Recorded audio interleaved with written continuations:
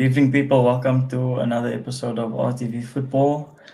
Today, we'll be talking about Man United's season up to this point, mainly focusing on the games after the last international break until the current international break. Joining me today, our resident Man United expert, Mr. Khalid. How are you doing, sir? I'm right there. I'm confused at the moment. I literally just before we went live, I literally just shot my United video for my channel. So Okay, like okay. it's like what's going on? So that's what it's about. So I'm trying to make sense of everything. Yeah. Yeah, people be sure to check out the. Is it on your Khalid channel? No? Yeah. Yeah, it's just my Khalid name and Moeddin. surname. Okay, yeah, check that, guys. Check out that. Okay, so yeah, today. So since the last international break, you played against Southampton away. You had the Carabao Cup against Barnsley, followed by a trip to Palace, Europa League against Twente, Tottenham, Porto, and Villa. So quite a good chunk of games. Plenty of incidents, plenty of talking points, a few clangor of refereeing decisions. But we'll start at the first game. So there's just something I want to point out in the first game. So obviously Southampton at the stage really struggling, at the moment still struggling, but performing probably a bit better than they were at the time when they played against you guys.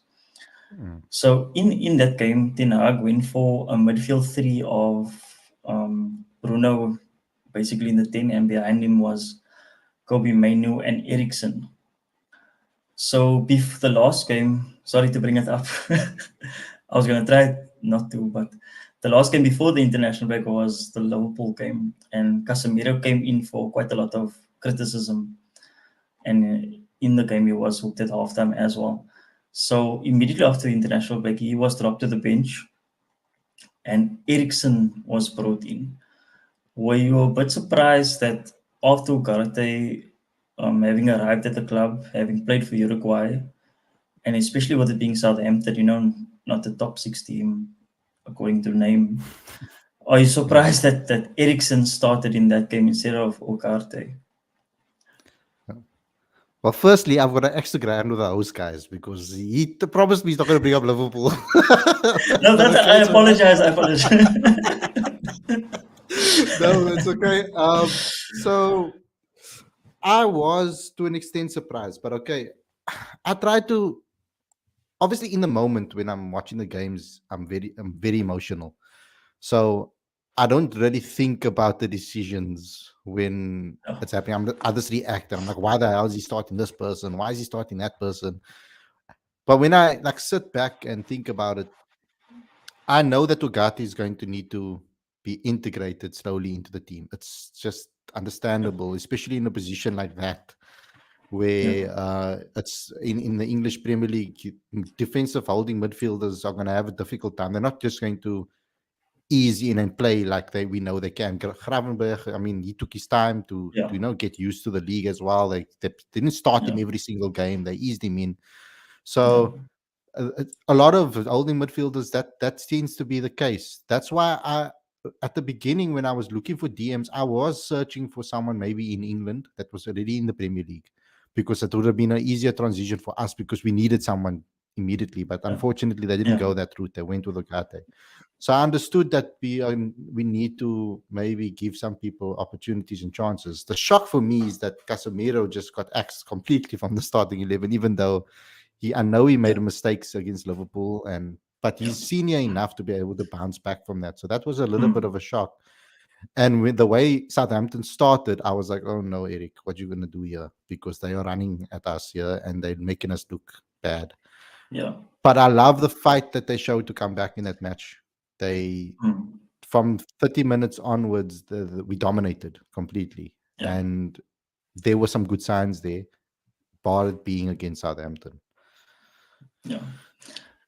Just on the Ugarte point, so he said, I think before the international break, that Ugarte will take some time get up to speed with things. Mm. And at the time, a lot of people were, so when they saw him get selected for Uruguay and he was playing, a lot of people were criticizing on him online for his comments because you're saying, oh God, it's going to take this long to get up to speed, but he's playing for Uruguay, he's starting for Uruguay, and he's playing quite well.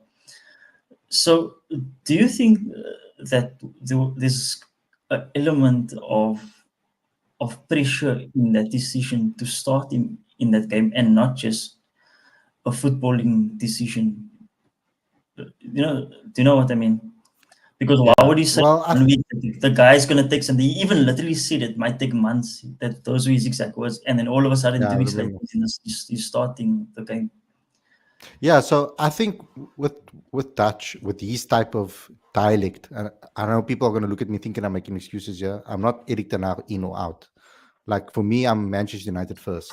So let me just put that out first. Whatever decision Ineos makes to keep him or to let him Yeah, go, I am a fan of Ten Hag. I liked him because of at Ajax, but I don't Ajax. care if they fire him as long as Manchester Mm. United is first in my eyes. Yeah, yeah, He doesn't speak a regular Dutch dialect where he comes from. So he's not going to sound like Louis van Gaal or the other guys when he speaks. There are certain things that he might say that comes out very direct and very literal when he says it. And I don't think he literally meant that he's he's going to not play him. I don't think that's what he meant. I think he said he's going to. I think he feels that he will play him, but he's going to yeah, take time to be the player that we know he can be, which I yeah, understand. And on top of that, it's different with Uruguay. He knows the players. He's played with them. He understands them. yeah, People forget that football's a team sport. You need to also be able to link up and understand your players like that you yeah, play with as well. The reason Class of '92 worked is because Gary Neville, Phil Neville, Nicky Butt, Paul Scholes, Beckham, Giggsy, they all played together in a youth team for years. So they mm, understood each other's game. So you can bring 5 players straight into a team and they'll yeah, understand. At least the core will be working and understanding. With this is a whole yeah, mixture of a whole lot of different players. Even the Ajax players mm, he brought in were from different eras. They weren't from the same time period. mm, So besides Mazarawi now, and of course Mazarawi was there with, I think he was Cross. He was there with he played with the Licht as well as he played the with lead, yeah, Lissandro. yeah, Yeah, but the Licht and Lissandro are two. They've never played together, so they need to also get familiar with each other as a centre back pairing. We know how long Vidic took to get familiar with yeah, the Premier yeah, League yeah, and Ferdinand. yeah, We've seen so many interviews where they spoke about it, Evra as well. yeah, So we have to also be realistic with regards to giving people time as well. But I think we are too reactionary at some times. But I can also understand why fans are, because yeah, it's been 8-10 years of this miserable football. So yeah. Yeah, so you mentioned there the centre back pairing. So from that game, um, I'm gonna just gloss over the Barnsley game because there were a lot of changes. don't even That talk was about kind of it. like, yeah, that was like a once we did Training. cover that a few weeks ago. So he Yeah, kept we did. basically the same back five for the next few games. So basically Onana in goal, De Ligt and Lissandro, Dalot and Mazraoui. So the back five last season he spoke about not being able to play a settled defense because of all the injuries. He was always having to chop and change. You had one of the highest league totals for centre back partnerships. So it seems like the back five that he was playing now from the Southampton going on to the Palace game, that this is the back five he wants to go with for the foreseeable future. Obviously, we'll have to see how Lenny Euro slots in when he Mm. comes back. So, the next Premier League game after that was the away trip to Crystal. Palace. Yeah. So my view is that this first half of this game was actually your best half of the season so far. I know you didn't score, but you guys completely dominated Palace. And it's not that you dominated a game; it was away from home as well because Palace are notoriously a tough ground to visit. And you guys completely dominated. You had chance after chance. You should have been at least three up. And I don't think that is an exaggeration in the first half. I know Eze had the one chance towards the end of the half But a team, if you beat a team 7-0, 8-0, 10-0, the other team at some point in the game they would have had chances as well. So Yeah. giving up a chance is inevitable. But yeah, I think it was a very impressive display, and I think one of the reasons for me personally, I'll get your take, is that in the starting lineup, he had a lot of players that can hold possession of the ball. So he brought in Ericsson into the midfield again, but on the wings he had Diallo as well, and Manu and Xerxes up front, who actually he had a very good half that game, Xerxes. So from this game compared to the previous game we spoke about Ugarte, so he took Ugarte out of the lineup for this one. Do you think that Ugarte still features in his ideal 11? Because as we'll see in the next few games, he still persists with Ericsson, even in the Europa League game against FC Twente. So this game indicated to me basically that he wants to keep more possession. He wants to be a bit more dominant. So he's going to try and do the defending basically by having the ball instead of having Ugarte there doing the legwork. So how did you see this game? And one of the talking points on this game was the substitutions that he made in the game. So he took off Zerkski for Hoyland, who just came back from injury, and he took off Diallo, was one of those who were able to keep the ball in the final third. He took him off for Garnacho. So, and as the game wore on, Palace, what's the Palace managers? Glasner made some changes and they grew into the game. And you guys in the final third, you lost that momentum. You lost the ability to keep that ball. It became a bit more back and forth the game. So I just wanted to know, what were your thoughts on that game, and how do you think that what do your take on the substitutions, particularly in that second half? It also bothered me. The substitutions are bothering me as well. But I'm just trying to put myself in his shoes and think about it, because he's been speaking a lot about the needing to rotate because of the amount of games we play, right? Yeah. And also the majority of our players go away and they play in this international break as well, right? Yeah. And also majority of them didn't play preseason. They all came late into the team. So there's a problem. There's that aspect.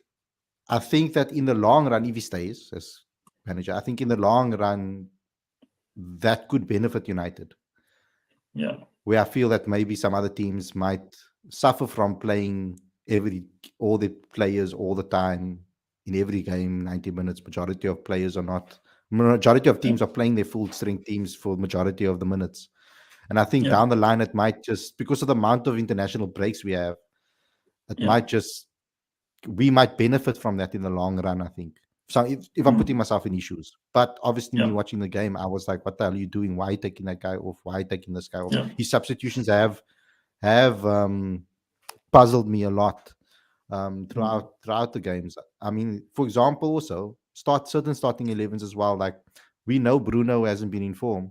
Like, I want to see him have the balls to drop Bruno. Like, I know he's the captain, but just have the knack to want to do it. Like, you be brave enough to want to drop Bruno Fernandes, because if he's not playing well and he's not in form, why play him? Because when Bruno's not in form, he's extremely wasteful. I know he works hard and he runs around, but he's extremely wasteful. And a lot of the times when he gives the ball away, they turn around and they run onto us and they score or they create a chance. So like, he needs to be a little bit more brave, especially. And I think maybe he's worried because he knows that our strikers aren't 20 plus goal season strikers. They don't have a proven scoring record. They're young still.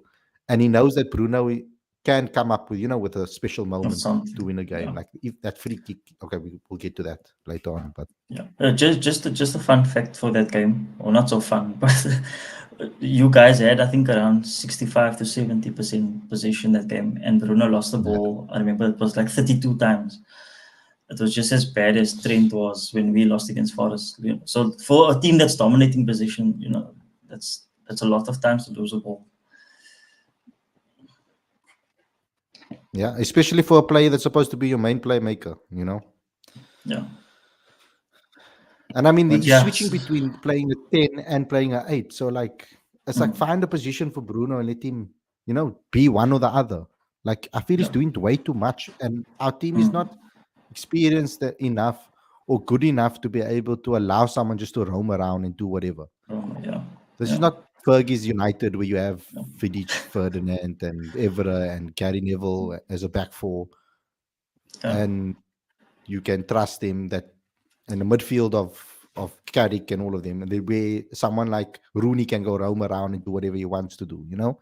It's not that Yeah. we're not in that era now, so he Yeah. needs to be more disciplined. Yeah. So I think for that game, I think it was a very positive performance, but you didn't get the result you wanted. The next game, FC20, I don't know. Did you watch that game? Yeah, I watch every game. Maybe As I painful didn't as it watch it. is, I watch it. How did you find that? That's the one of the game that I didn't see. Look here, How did you we find that one? dominated majority of that game as Hmm. well, but not in the but giving the ball we gave the ball away in key moments. Like every single time they'd misplace a pass, and I mean what irritated me the most about that game is that Ericsson came afterwards and said, we could have done better. I think they wanted it more. I mean, Wanted a it more, play yeah. shouldn't be coming out after a game. Yeah, Yeah. it shouldn't be coming after a game and saying stuff like that. And then Yeah. to have a right back run through the entire team and go score a goal like I mean, like in the final, I think it was the final 10 minutes, 20 minutes of the game. 20, yeah. He ran through the right back, he ran through the whole team and scored a goal. I mean, that's ridiculous. And then on top of Yeah. that, we conceded exactly the same goal against Tottenham the next And day, the next game. Spurs. Yeah. Yeah. So like that's a problem, and I don't think that is management, man. Like that's like I heard Roy Keane and them talking about it, right? Like a player must also have the mentality to be like, I'm sure when you play football and someone's running at you like that, and okay, wait, this guy's gathering his team. I'm just gonna hack him down, take the foul, take the Yeah. yellow card. Yeah. Like that's just logic. Yeah. He ran past like 3-4 players, and everybody just watched him run.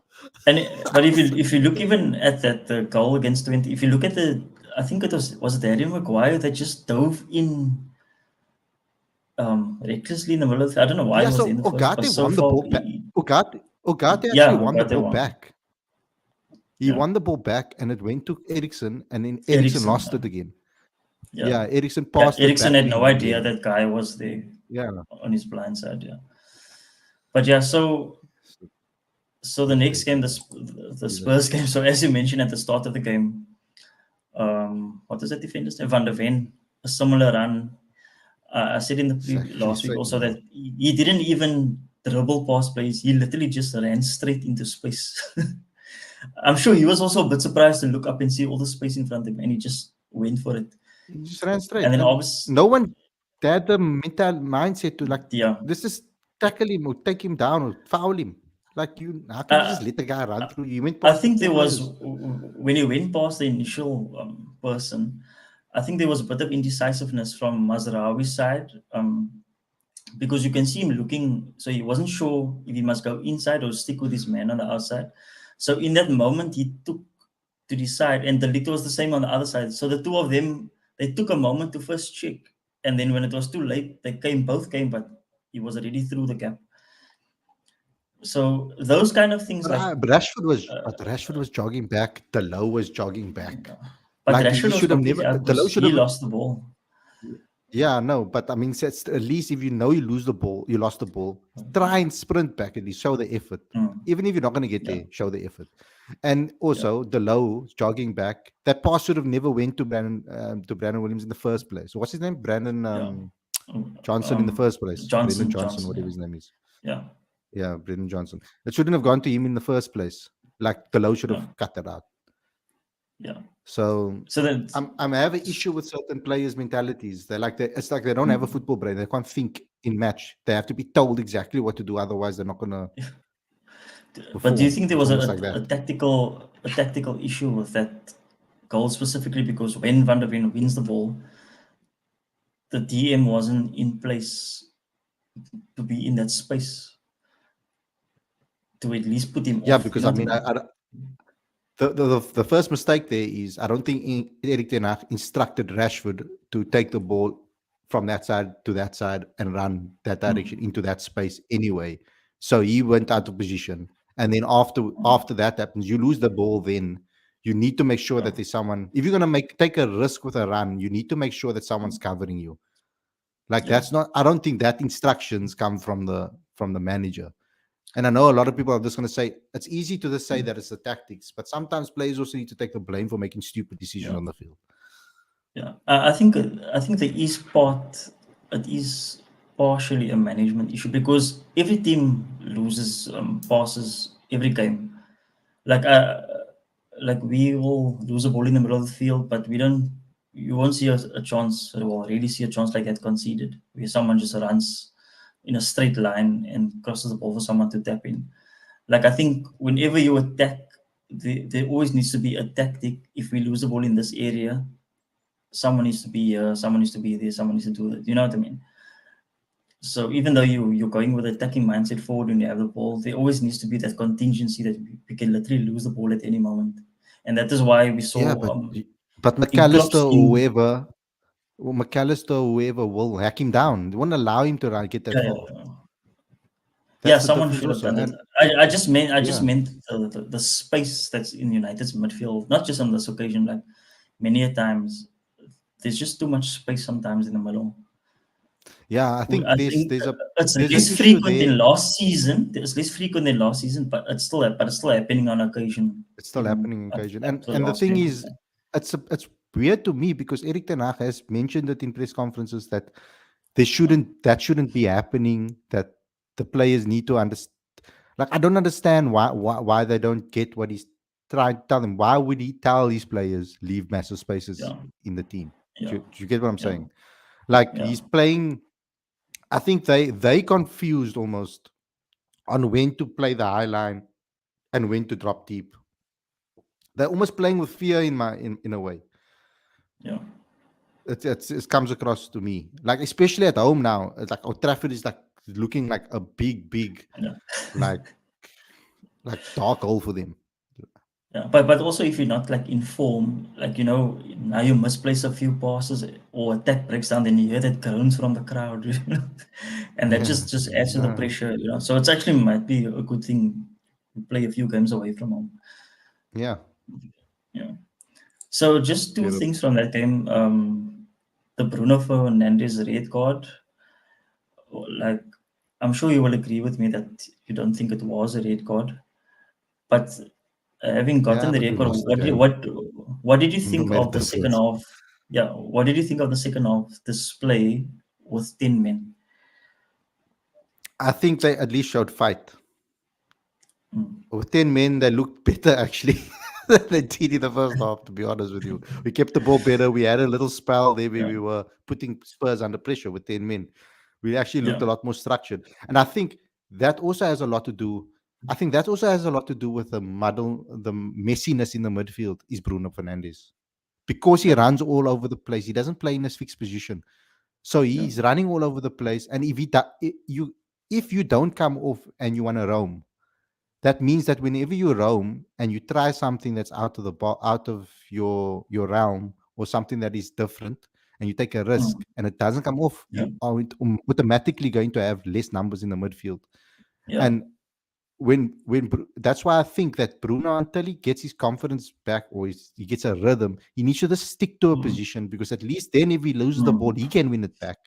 Not put mm, everybody out of position, because people can't follow him on the field the way he wants to run to the wing, to the yeah, striker position. He wants to run to the back and in the middle. They can't follow him everywhere in the midfield. Then we're going to yeah, be look even yeah, worse, more disjointed. So it's yeah, difficult to read what he's going to do because he just does his own mm, thing. So Ten Hag needs to yeah, give that instruction to him and tell him, look here, bro, just calm down. If Mount plays at 10, I don't think he roams like that. yeah, He'll stick in the position or even Ericsson. yeah, Like I think we need to maybe drop Bruno for a couple of games and play Ogate and Mainu, or Gato and Agate and Casemiro, and then play Casemiro. Ericsson in the 10 and or Mount in the 10. Like for a couple of games and see how that does. Maybe we'll have a little bit more structure and less holes in the midfield. I think Mount is again. for a few weeks injured. He just comes back and then he picks up something again. But yeah, and Terrible. something that was interesting for me for the Spurs game is actually Spurs midfield. So actually, both midfields, if you look at it, like Ugarte was the only like recognized DM on the pitch. Yeah. They Then didn't he even still play with wasn't DM, there. yeah. Yeah, they started Bentancur was basically more of an 8 roaming with Bentancur, Kulusevski, and Madison. And on the bench Yeah. they had Saw and Basuma. Yeah. So, like I thought that was a very bold move from Ange to pick a It midfield like was. that. And I knew exactly Yeah, what we knew. I knew exactly the game plan would have been. And I'm sure Ten Hag would have known it, but they still stuffed it up. We knew they're going to come and yeah, press us high. yeah, And we tried exactly. to Yeah. pass out of from the back. Can't they think for a second, like, this guys are going to press us high? Let's just pump the ball up a little bit for the first 5 minutes just to like change Get the game feel up a bit. territory. They Yeah, played into yeah, their hands. Yeah, like yeah, he literally played into Spurs' hands, started misplacing balls, and that's how they scored the first goal. yeah. Like, it's just terrible. It's just irritating. And I just don't I understand why think, some players can also play for pride, like yeah, play for yourself, play for your family, play for pride, play for the fans. yeah, Like, it's not just yeah, about playing for the manager. It's also playing yeah. for the team that you're Yourself. representing, your family, your pride, your own yourself. You want to look like an idiot every week. Like, who wants to look like an idiot every week? And literally, I can watch them on the field, and I can see that sometimes you can see that the effort isn't being put in. Like, they're not running hard Mm. enough. They're not like when I watch Liverpool or I watch Brentford or I watch Brighton, Arsenal. Yeah. even Tottenham, Arsenal, maybe City. They fight for the ball. They are constantly running. Yeah, You don't see people walking on the field. We've got guys yeah, walking on the field like they're on the beach. yeah. Yeah, I think Like, Arne Slot said after the first game against Ipswich when he brought out Kwanzaa for Konate, his reasoning was he needed to win that deal that Kwanzaa was struggling with, and also other deals on the pitch. He wasn't happy with the deals. He said that there's no point. This was during the halftime team talk. There's no point in me talking tactics to you if you aren't going to win your deals. So they had to put that right first, and then from there, the dominance came after a very difficult first half. yeah. So yeah, that was And the Spurs thing, yeah. remember I told you at the beginning when we did our first video, I said, like, my problem is the fact that we've got Ogata, yes, we get him in, but now if Ogata is not available, who's going to do that job? That Mm, destroyer job. We're going to have to mm. switch things up again. Because Like, now we Casemiro don't is clearly out of favor exactly. in the DM position. And he doesn't play that destroyer role as well as he used to in the past. He Yeah, plays he's playing a different type of midfield role now. yeah, yeah. So the next game was the Porto game. It's another one. Yeah. two goals up. It's I think typical that the United. 2 goals up were, but I think it was more Lucky. against the run of play. Not lucky, I'm but so lucky. I don't think it was really Come on, man. lucky The keeper because should have saved yeah, goal. but Let's just be no, honest. but Porto weren't like really creating that many chances before Rashford. The Yeah. first goal was obviously a keeping error. He should have done much better with Yeah. that Costa. And the second goal, it's 50-50 under his hand. But one of the things, so we can come now closer to where we are today. So in that game, he took off the centre backs, De Ligt and Lissandro. They weren't having the greatest of games. Something that you very rarely see in football, 2 centre backs being taken off, and his reasoning afterwards was rotation. And then onto the Villa game, and we can say kind of it worked because Maguire scored, but You want to laugh. You want to laugh. no. You want to laugh at us. No, I'm laughing because of something that I'm going to bring up, which is again, I brought up something earlier that Ten Hag said, but then he did something that didn't go quite with what he said. Then against Villa, he doesn't start those 2 centre backs that he took off earlier in the game against Porto. He starts Maguire and Evans. And so my thing is, last season, oh sorry, he also gave in the interview before he said it was rotation. So last season he was complaining about the centre back partnerships they can't form. So all throughout the season, I've looked at the starting lineups now just before the show. It was the same back five when they are available. De Ligt, Lissandro, Onana behind them, and then Dalot and Mazraoui. That was the back five for like 90% of the games. Then all of a sudden for Villa, he decides to change the centre back pairing when the other people are available. So what was your take on that decision at the time? I know they kept the clean sheets, so they did well. But what do you think of the idea of the changing your centre backs, having complained last season that you weren't able to play steady partnership at the back? So I believe that you don't change your back four. That's the one area of the pitch that you don't change. Your back five, you should play them all the time. I don't care if they have a bad game or whatever the case may be. Oh, Like you why do you keep think them. he did it? Because Like he said, he says rotation. It's before almost like international break though. yeah, but it's almost like he's catering for the fact that they're going to play all the international games. So he's keeping them fresh for Like Argentina that's and that's Netherlands. that's how it comes across to me, which is an idiotic thing to do. To be honest with me, Yeah. United come first, but I think he's worried that they're going to pick up injuries internationally, overplaying, and then pick up injuries, and then we come back. Then we have to play Maguire and Evans. And also maybe he also maybe thought from a physicality perspective, Evans and Maguire might have been better against, Aston Villa's has quite strong players in the side, tall, strong players. But why wouldn't he say that? I don't know. That's my point. Like that's what's irritating me the most is that I think he's almost like irritated with the media, and he just says things now just to shut them up almost in a way. Yeah. Like sometimes you can see he because doesn't like answer the questions directly. Yeah, he doesn't. Yeah. Because when he sits in his like in those interviews, like the ones to Sky Sport or to whoever, Yeah. he kind of is more relaxed then you hear him open up and speak a little bit more about more details about tactics and stuff like that. But with the press, he's at the moment, I think he's just irritated with the press because they do gun for him. Like they don't like Man United managers. It's just he's what it is. It's always been that way. So do you think that after the Spurs game, so there was reports coming out that he had like 2 games left to save his job, and after the performance that Lissandro and De Ligt put in that Thursday, do you think that weighed into his decision to change the centre back pairing for the Villa game? Must have, because he knows that Villa are dangerous. Ollie Watkins, Duran, when he comes off the bench, like I think he knew that they were dangerous, and he knows the pressures on United. I think it's a combination of everything. Yeah. Because we haven't really had you don't get a chance in the Premier League for players to like settle in. Like we played you guys' third game of the season already.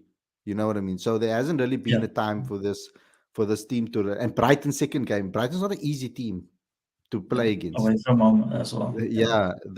So there hasn't really been like a run at the beginning where those players can really settle in and take the time. It's been pressure from game one.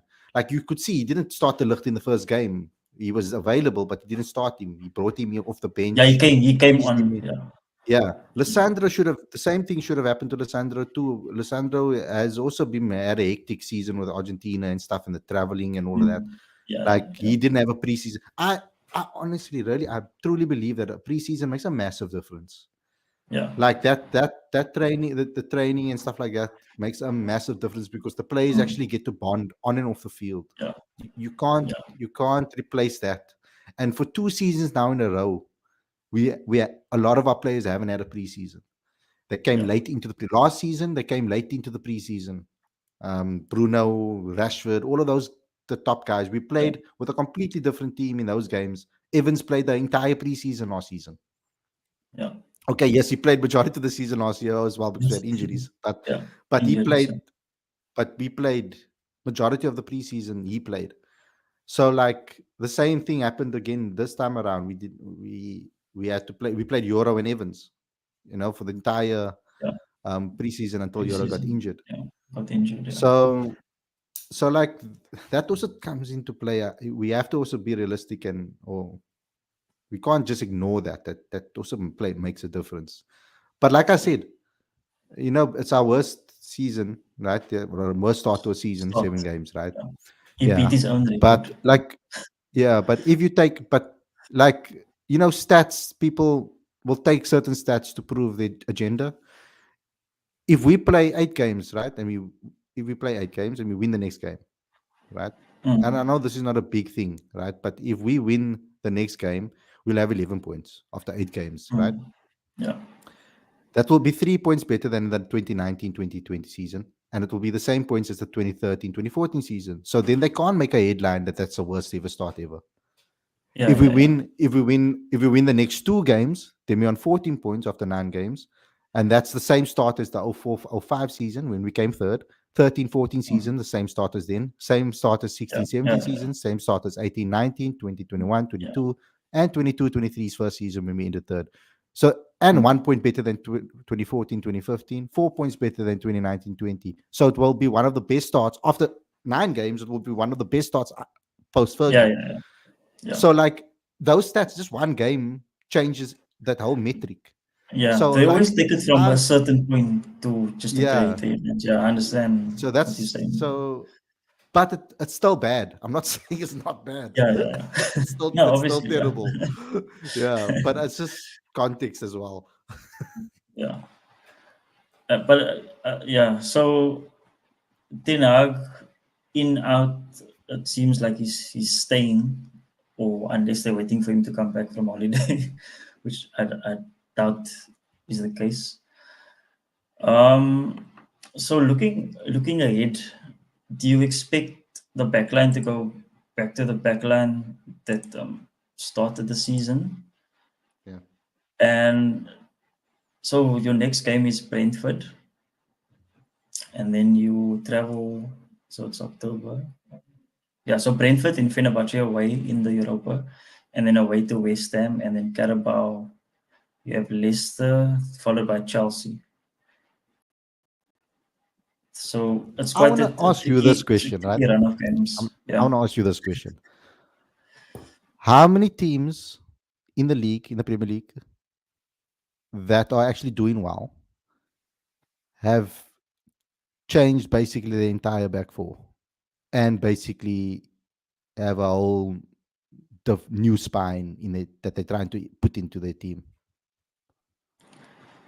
I mean, currently or just generally, I would have to go through all the teams, but I wouldn't say there aren't that many. The only Like, let's just take the you top see, four. Let's just take the top 4 teams. Top well, 4, the top 5. Because that's where we want to be, right? City and Arsenal have basically the same team every week, so there's So not much an new there. international The break, same with us. The right? same with us. The worst part of the international break is these players are going to go on international break. They're not going to train with the team. They're not going to get any better because they're not going to be with the coaches, training the tactics, training the system. They come back and they play. Basically, they'll have a couple of days of training, maybe some rest first, then a couple of days of training before a major match. When do we get the chance for these players to actually get familiar with each other, learn the tactics, be with the coaches, and develop? Compared to other teams who already do have that understanding, then you just have to kind of just give them the tactical instructions and they just go. Yeah. Do you know when it should have been done? It was in Ten Hag's first season. And I But it think couldn't have been done. why not? That's my. No, That's, I mean, sorry. I'm talking about the style of play. Like you're asking about a specific new players. Okay, it's two different things. But I'm just talking in terms of when do you get the time. So the only time that you get is pre-season, which you don't get a lot of time of because the players are playing in different competitions. But there is still a bit of time, and you see, I can only speak now from Klopp. What Klopp did, what Arteta did, is that the Carabao, they just left the Carabao. They put the youngsters in. If we go through, we go through. If we go out, we go out. And then most of the time, Klopp went out early. Arteta went out early. Even in the FA Cup, okay, Arteta didn't take seriously, in order to give themselves time, in order to train and get their ideas across. Because when you're playing Saturday, Wednesday, Saturday, like you say, you don't get the time. But when you get more 7-day breaks, you can do that more and more.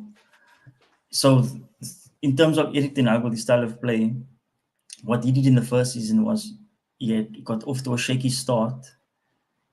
He kind of abandoned what he actually came to do, and he went for just the results. And even if you look at your run in the Carabao, you had like Charlton at home, and if you look at the starting lineups, it was still like the Premier League starting lineups in those games, because he was not going all out for this. And a lot of people complained towards the end of the season about player burnout and things like that. So now, the thing is, another criticism, the players that is brought in, like he is familiar with them as well. Like a lot of people say he's trying to build Ajax 2.0 in the Premier League. So now for me, you have to, I don't know. The thing is, you don't even see much of patterns of play, like that repetition during the game, where you can see that this is what they clearly worked on. So you can clearly see starting the same back five, because he wants them to get that bond with each other, get used to each other, all those things. And I think in his situation, that is the only way, because it's not going to happen much on the training pitch, in between games, sorry, with all the traveling and all the preparation, all those things. So I think he's trying to use the start of the season as a form of preseason in a way. I think that's Pep what also I'm mentioned also it. thinking. Pep mentioned it before the last international. They said that our season starts now. That was the fourth game of the season, because he used the first 3 games as a sort of a preseason as well. It's just that it doesn't look as bad for Pep that has a settled 11 Mm, or yeah, settled squad. Like for us, we're trying to do too many things in this yeah, preseason. You could say we have to yeah, embed new players, get them familiar. yeah, Got young players yeah, also that can't finish.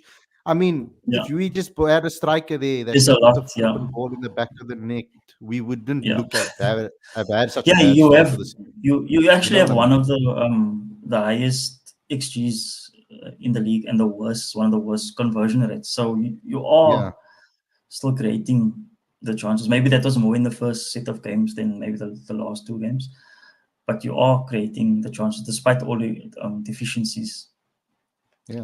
all around the team. So it's a So yeah, big confusion for me. That's why I said I don't know what the answers are. Like I really don't. I wish I did.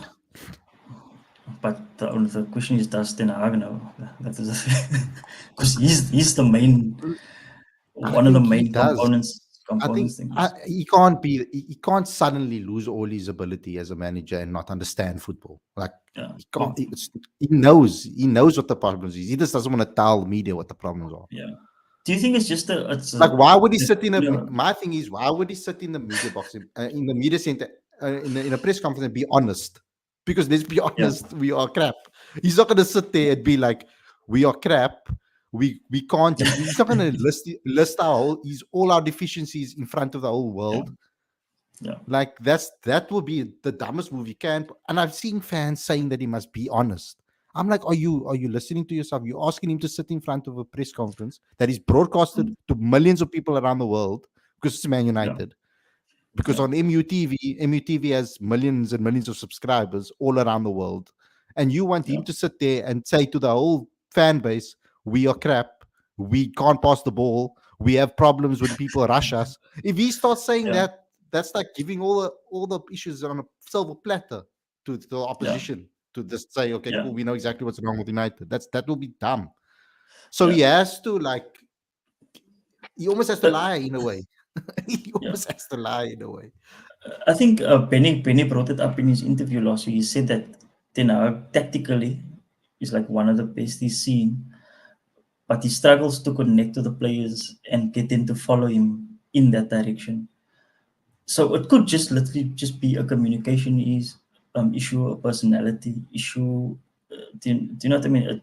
That Yeah, just but could that be the can't be the stumbling case block. anymore.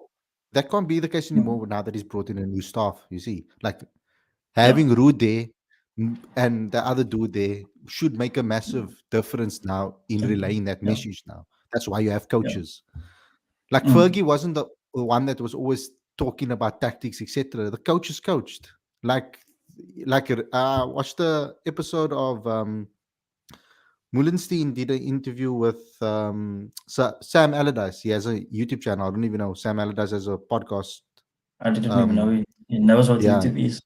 yeah, yeah. He has a podcast now with this other Okay. presenter, female presenter, and they talk about football and tactics and things like that. Yeah. And he had Mullenstein on it, and they were speaking about that, like how much responsibility Fergie gave them on the training pitch. Sometimes he'd just sit in his office and watch Yeah, training yeah, yeah, and from the yeah, office. yeah. Like so, like now with Ten Hag, that's why the two Dutch coaches are going to be so pivotal to our success, I feel, because I mean, Ruud is much better at actually relaying that message, I feel, with his players Yeah. and building that as well. Um, Mm. but also we live in this generation. Like Ten Hag has always been a tough, hard Dutchman, right? Yeah. He comes from that mentality. Like where he comes from, they are very hardworking, like one way focused. He's not like One the other language. Yeah. part of Holland. Yeah, they're very like he Yeah. comes from that family. His family's like that. Like they Yeah. hard workers. They business people. They Mm. they very ruthless ultimately in the way they are. And he was very Yeah. ruthless at Ajax. Like these players, he kicked out and said, "Go, you're not coming back here. Go, Yeah. Yeah. leave Yeah. me." Yeah. Like that's the type of person he is. He's a ruthless guy. But Mm. we know that he's like Rashford. You just you poke him and like if you just like insult him, you say a little insult to him, he'll cry. Like he Yeah. doesn't take criticism well, Rashford. Yeah. Like he Yeah. doesn't. And so like I don't know, man. But That's it's a there's difficult just one. some since Ten Hag has been here, there's just some like strange decisions by him that contradicts things that he says. You know what I mean? Like I remember the game.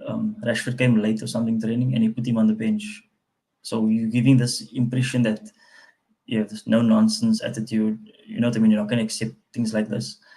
But in terms of performances, Rashford will stink up the place for X amount of games, and he will still be in the lineup the next game. And then you talk about, you mentioned wanting to playing him into form, basically. But other players must prove themselves on the training pitch and don't even get the chance to play themselves into form. So they just like some players is like favoritism, with other players is stricter than what it would be with them. But you have Uh, you kind of have to be like that with certain characters, mm. though. You can't treat everybody the same. Like Fergie never Yeah, used to treat Cantona the same as you would treat Ryan Giggs. Sometimes he'd go into a dressing room and he'll fight with Ryan Giggs, even though Ryan Giggs did had a perfect game, knowing that someone else next to him is listening and he's scared and he's like, "Oh flip, I need to up my game." yeah, So yeah. sometimes you But need to then, train. but You need Fergie to is treat not the certain same. players. Yeah, No, but I'm it's not. also I'm not just saying, this. for example.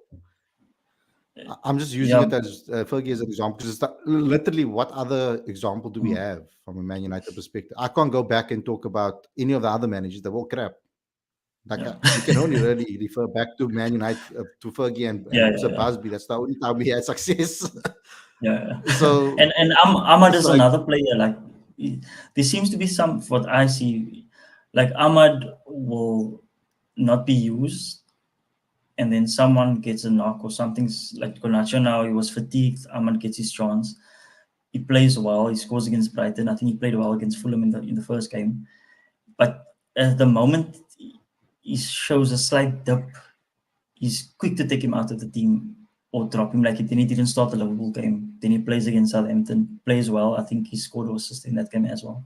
But generally, his overall play was good against Palace. Also, he came off second half. Then after that, he just doesn't start again. But the Rashford and others, like you mentioned earlier, Bruno, they just no matter what they do in the game, they're just always going to play. Like for me, it just sends a bad message to some of the other players that now you want to be their best friend when you need them, to come and save you, but then they can't. It's difficult for them to produce the results that you need. No, I don't know if this is true, no, but there were rumors flying around that certain players. This is maybe a little bit of a There's always conspiracy rumors theory, flying around.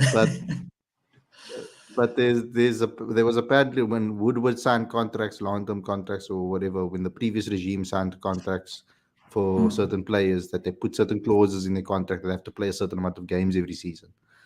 So I don't know if that's true or not, Could be. because Well, that would be the something evidence that could be. those Glazers people would do. That sounds like something Could they would say or do. Yeah. So Because I remember, don't know.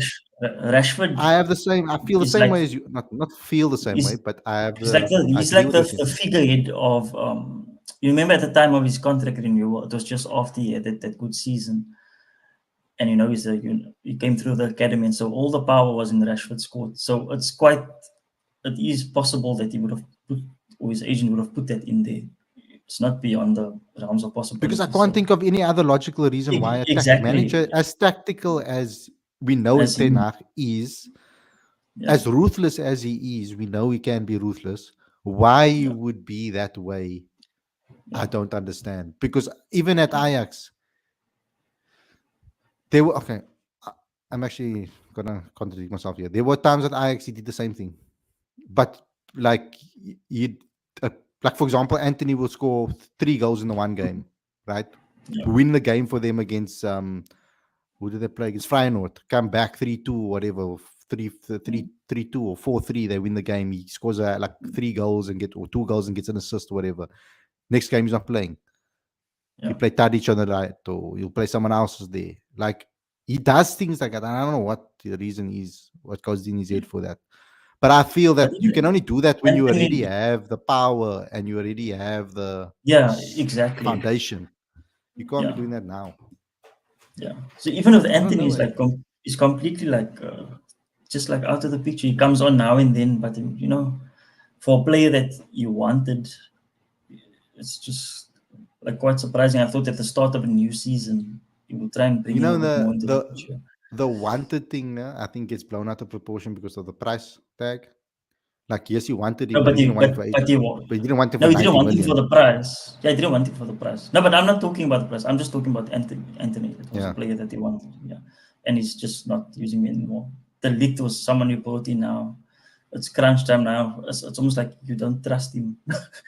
You rather bring Evans in. I don't think that's the case at all, actually. Like, don't you think it's a trust issue? Don't you think he didn't trust Lissandro and De Ligt to go again on that Sunday against Villa? He might have thought that because they did look a little bit leggy though in the previous match. They did look like they were getting so Lissandro doesn't look the same player that he was before. The first like season. He's making a lot more mistakes. You can see that he's trying to make up for a deficiency currently in his game. Maybe it's fitness fatigue, because even for Argentina, he doesn't play center back. He plays left back for them sometimes. So like there's something there that with Lissandro that is maybe there. Maybe they're not training. Maybe you can see it in training, because we're not that's unfortunate that we don't get to see the training and see how these players are performing in training, because there might be reasons why for all of this. Because in no way in my mind does it make sense that a manager would do all of this stuff on purpose. Do you get what I'm saying? Like, why would he want to play poorly? Like, why would he want to do this? Like, why would he want to not play his best back four? Like, there must be reasons for it that he just doesn't tell us. Yeah.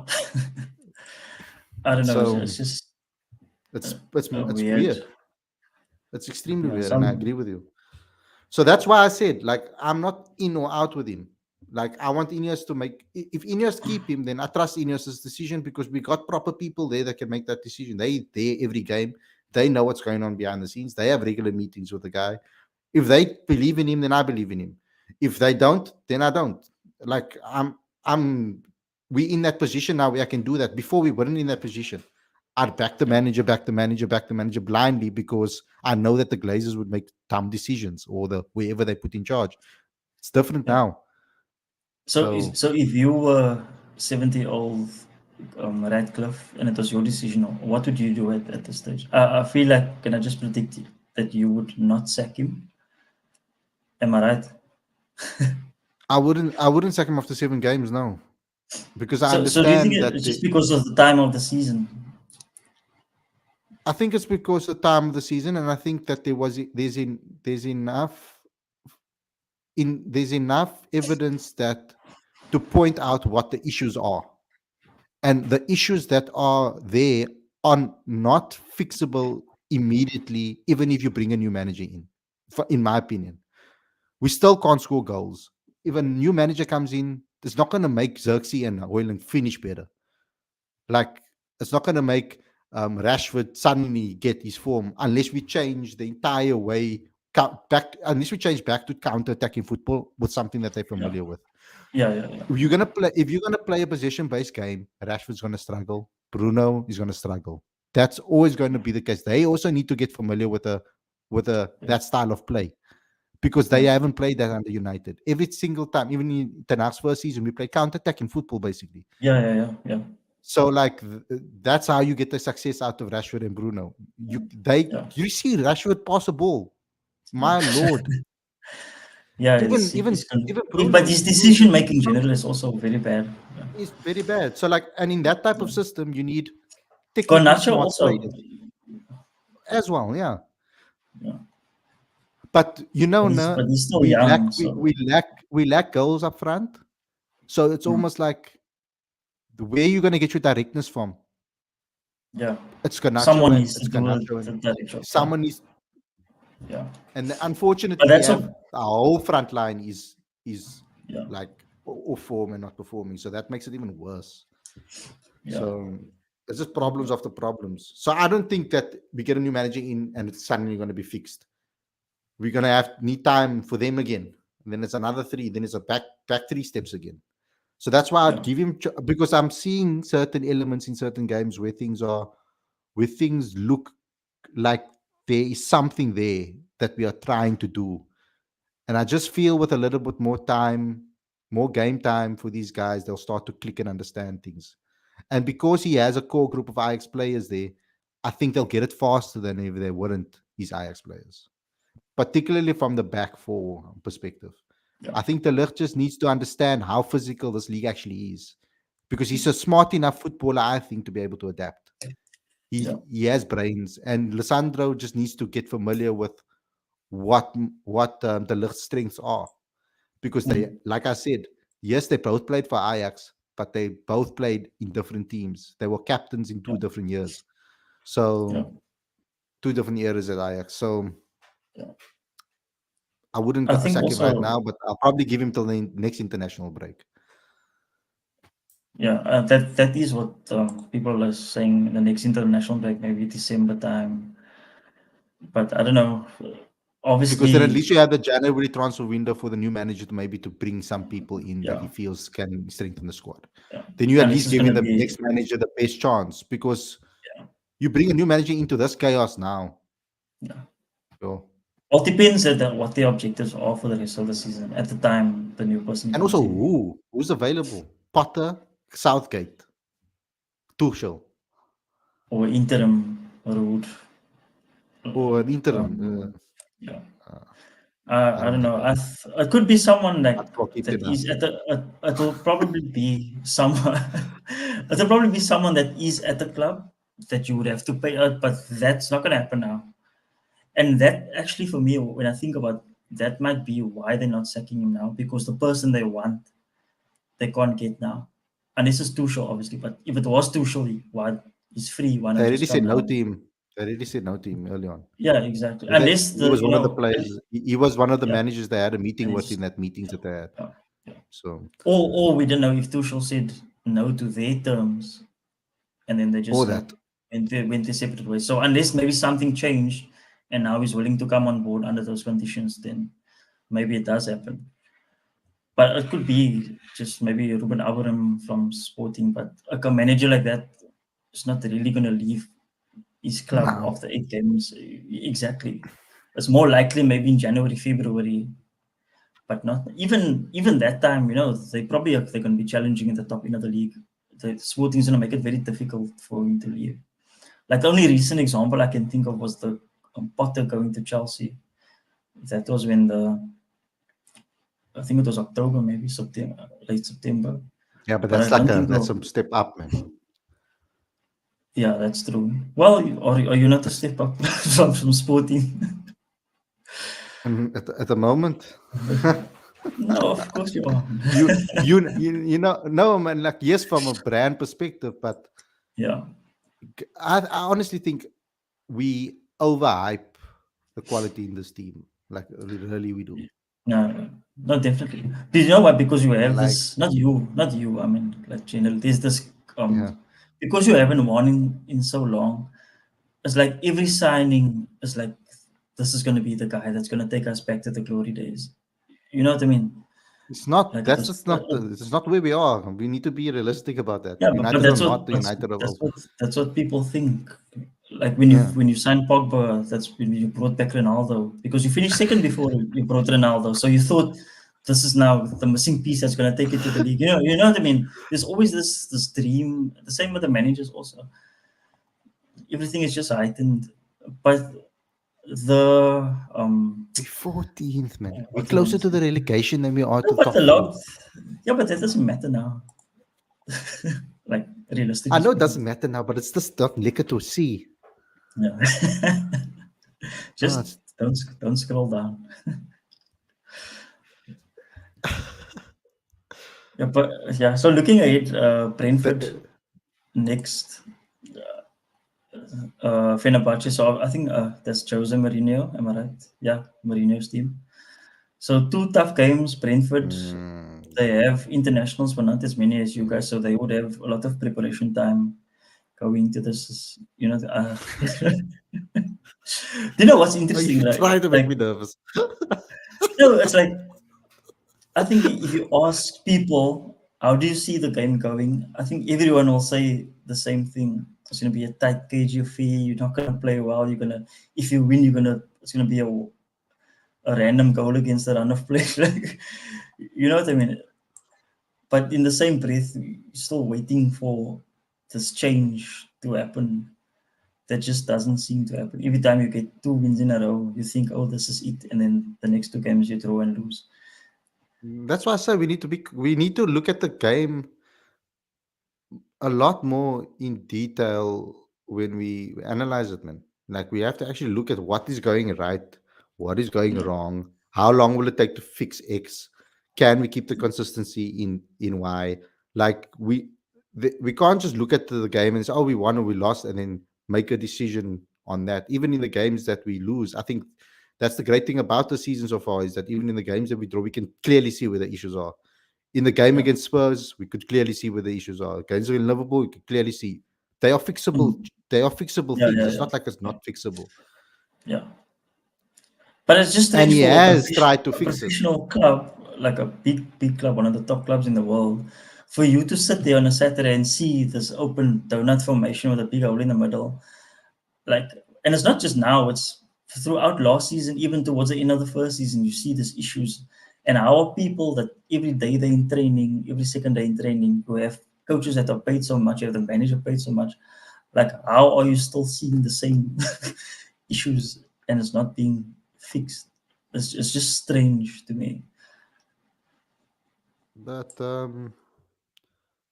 we haven't been losing the ball like that in the midfield like we did last year. No, not the losing the ball. I'm just talking about the gaps Like in the middle of the score. Yeah, I feel that we fixed that. Actually, we're not conceding as many goals. We're not losing the ball as much in the middle of the park like we did last year. People aren't running through us as regularly as they were yeah, last it's year. less. Yeah, it's They'll less. have one. Yeah, it They'll is have. less, but I do still see it. It's less. Okay, yeah. But yeah, so looking So, like, ahead, these improvements, but oh god, yeah, not sufficient. So out not of the enough. next Not fast enough. set of games, which ones do you think you win, and which ones do you think you don't win? And by not winning, it might be a draw as well.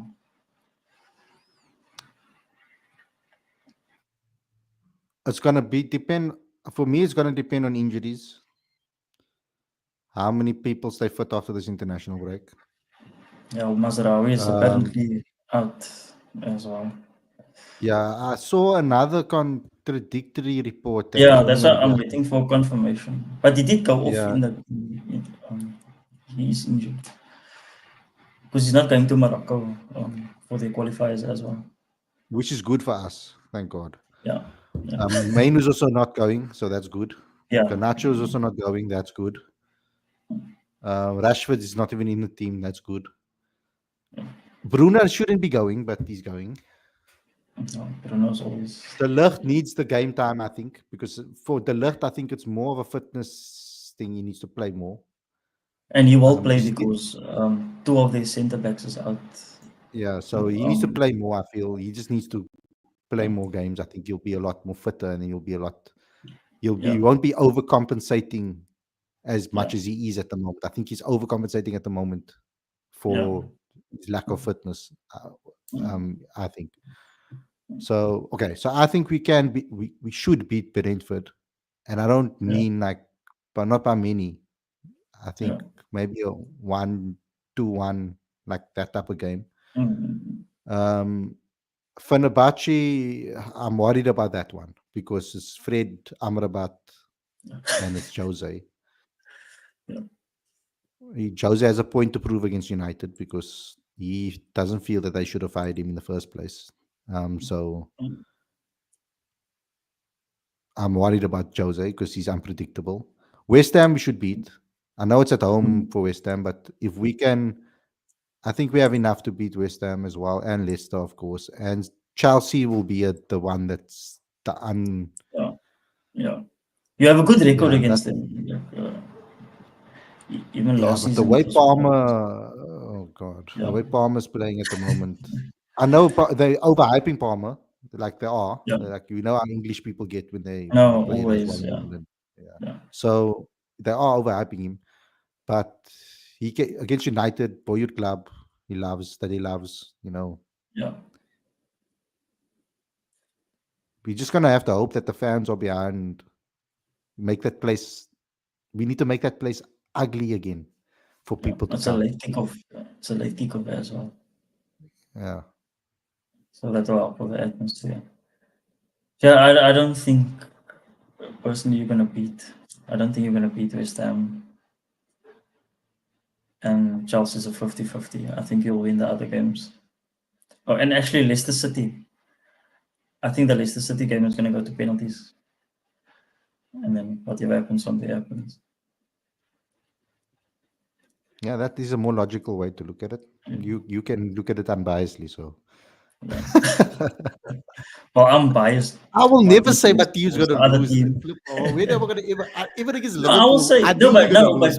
I'm like, no, but I I can like was like, I'm never no, but gonna. look, like I'm we never gonna say. playing Arsenal. I think 3 games time or something. Oh, I will put come on. down that as a game where we can lose that game. Like if I'm gonna choose a game to lose, I think we lose at the Emirates, not by much, but I think by the odd goal.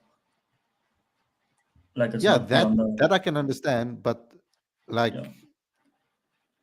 West Ham, man. Like, how can I say that we're not? Like, how can I say not? How can I sit here and say we can't beat West Ham? That's ridiculous. I can understand if it's against Liverpool, City, Chelsea, Arsenal. I think it will be a draw. I think West Uh, Ham will fight for a draw for that one.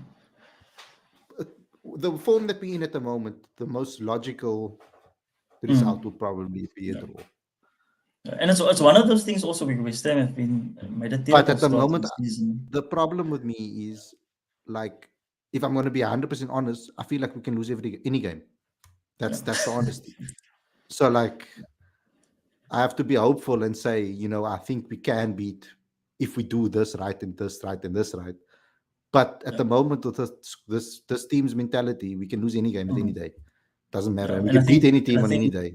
It's like confidence wise, like the first game back is gonna be such a big game for the manager, for everyone, because Brentford were obviously coming there for upset. Last season was the game I saw earlier when McTominay scored that two the late injury yeah, time the late one. goals against it was against Brentford.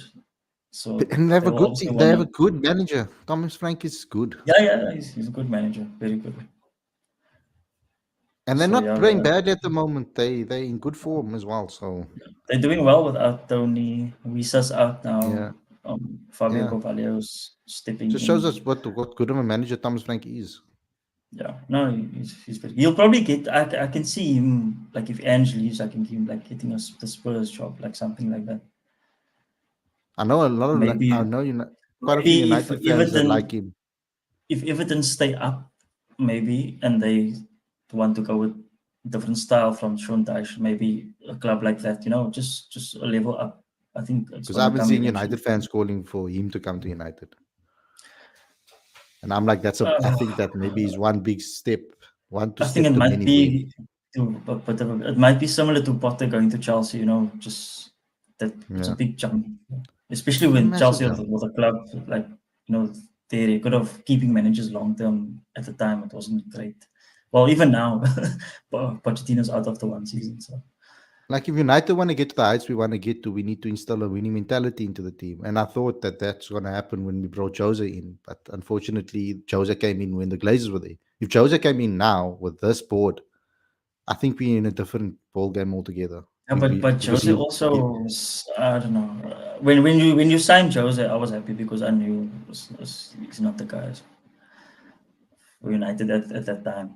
I don't know, maybe now, but it seems like he's past his best also. no, Of no, course, I we'll wouldn't never take him know. now. I'm not. I Yeah, wouldn't take yeah, him now. But I'm saying if we didn't sign him before, like I yeah, mean, yeah, I'm yeah, yeah, talking yeah. about if we had this board, because I think Jose's major issue was You should he have didn't just get kept the Ralph. players that he wanted when he wanted them. Like they didn't want to sign an extra centre back. They didn't want to give him when we needed it. They Mm, didn't give him what he wanted, and then he also doesn't care. So he'll just go to the press and yeah, say exactly that. yeah. So But that's the Jose's whole part. issue is similar to what Ten Hag had last season, where even though you don't have what you wanted on the Saturday, the team that you put out should be doing much better against the opposition because obviously you have the I better don't team know. and all those I think factors. I think our team is worse than we think it is. No, I'm talking Like about this, that time, Jose's time, with Pogba and even all of that, them. or with Pogba and that. Yeah, but Pogba was a. They should have done. They should have. You should If you have listen, done better. I'm not talking about the second place season. I'm talking about. I think it was the first or after. yeah, You should I have know what done you're a bit saying because, better. but there's records now of multiple players coming out speaking about the culture in that squad. Mm. Like after losing a game 3 Yeah, nil yeah, they're dancing yeah. in the dressing room. Like where Yeah, does who said what? that? It was this week. Who said that? But they were talking about Lingard dancing or something. Yeah, Lingard Pogba was some. Yeah, I can't remember who said it, but I remember also. Yeah, Yeah, wasn't it Rooney? Rooney said that. Yes, Rooney said Might it. have Phil been Jones Rooney. said it now in his Oh yes, podcast. it was Phil Jones. Sorry, it was Phil Jones. Yeah, Yeah, it wasn't. yeah. I So remember. like, there's multiple people that have spoken about the culture. We need to that culture needs to change at the club. But the only way you can change that culture is by bringing the right mentalities in. But then, who are those right mentalities? You know, because we now have to bring in the Bruce Pallister, the Bruces and the Plallisters, not the Roy Keanes and the Scholeses. We need to bring in the first foundation that we can build Yeah, upon. So yeah. that's what we need to do. But we that's how low we have to build. And then that's why I think he thought by bringing players that he's familiar with that were those players at Ajax, his two Mm, captains, Mazarawi, hard worker, doesn't matter who he plays for, he's going to put in 100% effort. That's the mentality yeah. he's looking for, and he wants to build a foundation on that. And then Delo is a hard worker, but he doesn't have a football brain. You got a hard worker in Bruno Fernandes, but he struggles in a position system. So there's always a but with these players. Yeah, yeah. So So Ralph, just before we go, so Ralph said, Ralph Rangnick, that in order to build your club, you need to identify a philosophy first. The owners, whoever the Ashworth and all of those people, identify a philosophy, bring in the manager for the philosophy, then bring in the players for the philosophy, get rid of the players who can't do the philosophy, and take it from there. So so that's where I the think problem so. lies. Which part? So the problem lies with getting rid of the players. That's 100. because we I agree we with that. need to Especially last season, they wanted we need to Maguire get rid gone, of but they didn't want to leave. we I would even go as far as saying we need Rashford gone, Bruno gone, because at this stage I'm saying that because unless Bruno is prepared to come and be unless we build the right foundation around Bruno Fernandes for him to be able to be that player that he Yeah, wants to be, where he can roam around. But yeah, we need yeah, to get rid of those big guys that are on massive salaries and then rebuild the yeah, culture yeah, that way by bringing the right yeah, players in. We it's clear that they want to play a position style football, play out yeah, from the back. yeah, It's clear to see that we want to try and do that. yeah. I just don't feel that we have it oiled up yet because these players because Mm, that type of brand of football takes a hell of a lot of practice and playing together. yeah, yeah, That it's a repetition of the repetition of the repetition. That's what makes that work. A counter-attacking football, it's a lot on moments. It's based on moments. So you yeah, don't really need to drill that into you as much as you'd have to yeah, drill a possession-based style of football playing out from the back. yeah, So yeah, that's where we're at. That's why I said, like, I would almost scrap the first 2 seasons from under Ten Hag in a way, and say like start now with this group moving forward and build on this, because that's almost like he had to do what he needed to do to keep the job and survive, because it was mm, still under the Glazer regime, who would fire him if he didn't get results. yeah. So But I that's don't. like your, like obviously like your opinion. That's But I think if they were to that's do my some, opinion. I think there also needs to be communication, that is what they're gonna, that is how they view it as well, for everybody to be on, because you need everybody on board if they are going to do that, because currently as we stand, people are not scrapping the first 2 seasons. You know what I mean? Because they still remember that after the Carabao Cup, that is where your performances started to look a bit iffy, and then last season was just a catastrophe, and now it's continuing into the season. Do you know what I mean? But Yeah, if the I get club that. comes out and says, we backing this manager, we're starting describing it the way that you're describing it, and everybody's on board, and then you can take things forward from there. But at the moment, But that's the the but impression that's where that the problem the impression is that these guys upstairs, they don't really want him, and they're just waiting for the right time or the right manager to come along in order to get rid of him. yeah, That's and how that it is comes that across at the moment. that's how it comes across as well. Yeah, I get that. Yeah. And if they come out and they say what you said, them they must say there's going to be a fallout. Yeah, obviously they can't say Like a, scrap the, but obviously they have to put it in. They know how to put things. They're the PR experts. yeah, but if they say they back him, if they say they back him, the I think the fan base is going to crumble because people want him. Majority want him out, But I think and sometimes the majority decision isn't the right decision to make. but the fans in the stadium, more, don't you think they will also get behind him? Because it doesn't matter what we say that much online. You know what I mean? It's the people in the stadium, the match game, that is where the most important voices are. Yeah, and people are already walking out of matches. Yeah, but they do that whenever there's 3-0 down, then people just leave. I don't think they don't they stop supporting. I think it's just on the day itself. It would be interesting actually to hear what match going fans are saying. Yeah, on a more Yeah, larger scale than the ones that we just see online. You know. yeah. But there are some match game fans that do. Obviously, they want the manager out and they've seen enough. So I Yeah, suppose we don't know the percentages. It was 50-50, but there yeah. is people that want him and people that don't I've want him. seen And the ones that obviously, want him out. I yeah, just haven't yeah, seen any. I haven't seen anything from people that want him in. I would like to hear mm, because I'm in the middle. I don't care. It can be in or yeah, out. I don't. I really don't care. yeah, I just want things to. I want him to make the right decisions. I want to support my mm, team and enjoy watching my yeah, team. But yeah. I've seen a lot of Eric Ten Hag out stuff, content and things. But I don't I've see a seen lot of people Eric Ten Hag lose. in. Yeah, I've I've seen seen quite pundits a say it. few of Ten Hag in, because a lot of them don't want to go down the same route of just hiring and firing. That's one of the reasons they want to keep him for a bit longer and see if it works. It's one of the But reasons other I than gave that, as well. yeah. But for me, I don't like just personally, you give a guy time, he must show you that he's worth keeping as well.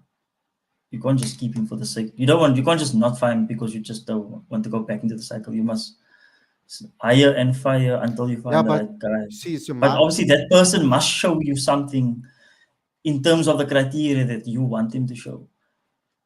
So if you want him to win trophies, if you want him but to my do point certain is we've things, already done that.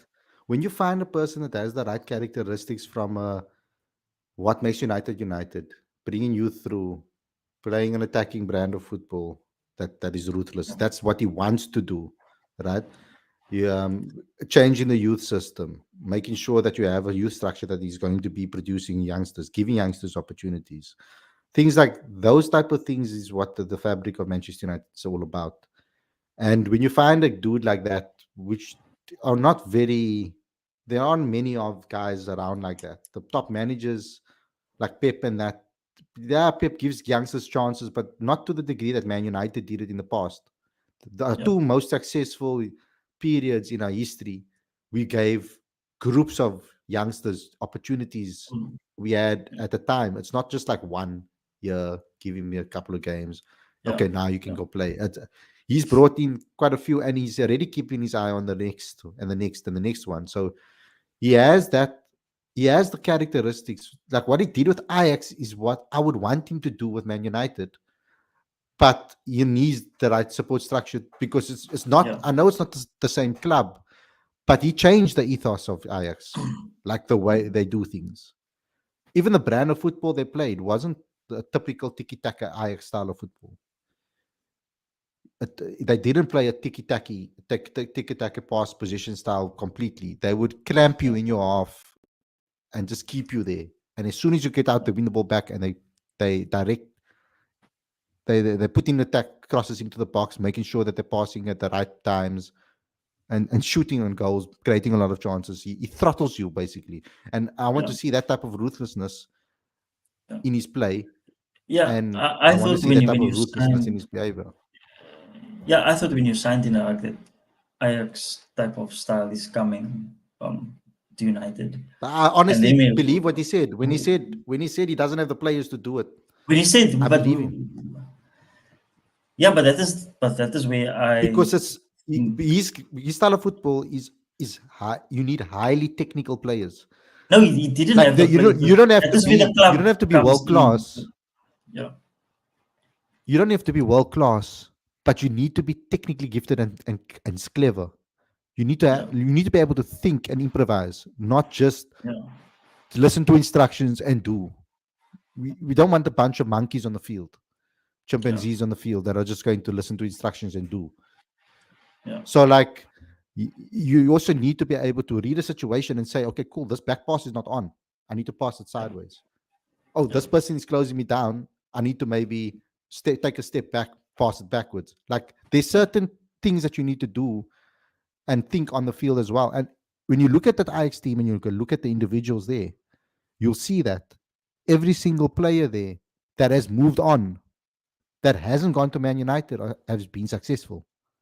yeah, Gravenberg, De yeah. Ligt, when he went and played at Juventus, he was good. Mazarawi went to Bayern, he was good there. Um, there's I can give you loads of names. Obviously, De Jong, um, Timbers at Arsenal. Tumbers at Arsenal, Gravenberg at you. Um, there's other right back, Livramento. Was it X? The one from Is it Newcastle? Livramento? Is it Livramento? Not.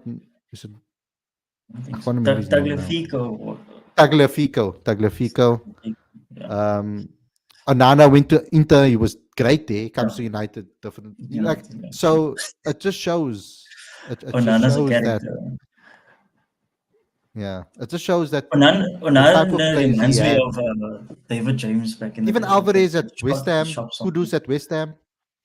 Yeah, Like they the type of players they are, yeah, you can tell that they are technically gifted, yeah, and they might not be world class in their outcomes in what they produce at the end of it, but yeah, overall technicality is really good. That's why someone like Ahmad will look good in his system.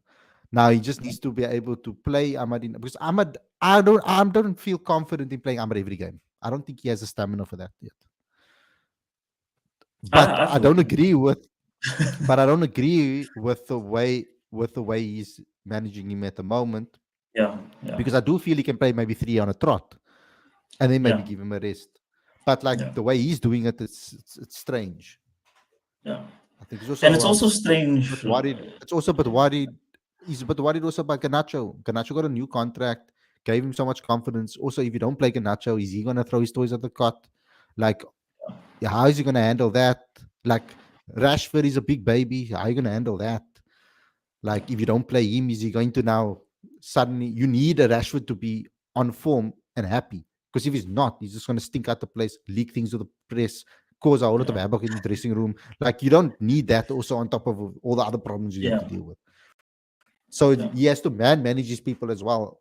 It's a lot of work, this Man United job. It's much bigger than what people think it is. Yeah. So, I don't know. But yeah, I just hope for the we'll have best. to- Make to you can do that. No, I'm not saying you're never gonna be able to. I was like, Liverpool will collapse. We have a tough run. I must still do a Liverpool show like this before next week. Yeah. So. Sorry, I But kept yeah. you so long though, bro. No, it's fine. We have a lot of no. issues going on though.